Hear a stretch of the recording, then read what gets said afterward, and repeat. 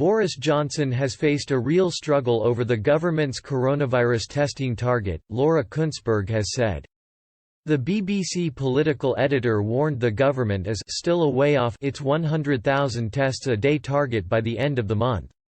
She added further details on ramping up capacity would be announced today. Ms. Kuenssberg tweeted, "Expect to hear more from Gov on expanding testing later today. There's been a real struggle to first grow capacity plus the numbers of people who actually have a test done, with the 100K target still a way off." The government has faced heavy criticism over its coronavirus testing.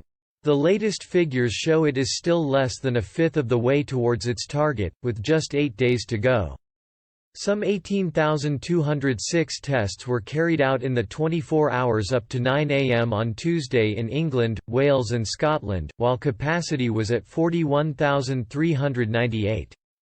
Cabinet Minister Brandon Lewis admitted, in a heated clash with Good Morning Britain presenter Piers Morgan, he said, "I am agreeing with you, Piers. I think it's dreadful that we can't get more people tested. That's why it's important we do upscale the ability for people to access these tests, both with more test centres, the ability to have the tests at home, and the ability to apply for them directly rather than having to apply through their employer, which has been slowing things down. It comes as there have been 133,495 confirmed cases of coronavirus in the UK, with 18,100 deaths. England's chief medical officer has warned the country is going to have to live with social distancing for at least the rest of the year.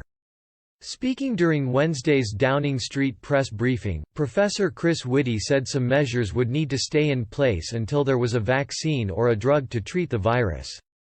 Professor Whitty said, "In the long run, the exit from this is a vaccine, and there are a variety of ways they can be deployed, or highly effective drugs so that people stop dying of this disease even if they catch it, or which can prevent this disease in vulnerable people.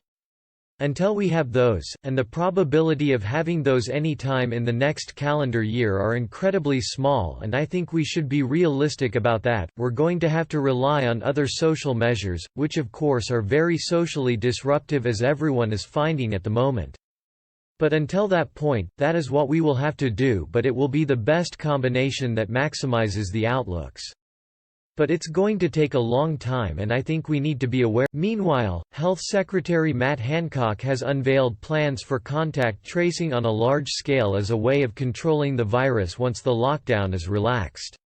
He told the Commons, "We are ramping up our testing capacity and our capacity for contact tracing in a matter of weeks." Mr. Hancock said a contact tracing app which will alert people if they have been in contact with somebody with the virus and should self-isolate was currently in trials. He said, "As we have reached the peak, and as we bring the number of new cases down, so we will introduce contact tracing at large scale. The fewer new cases, the more effective test, track and trace are as a way of keeping the disease down, and therefore the more of the social distancing measures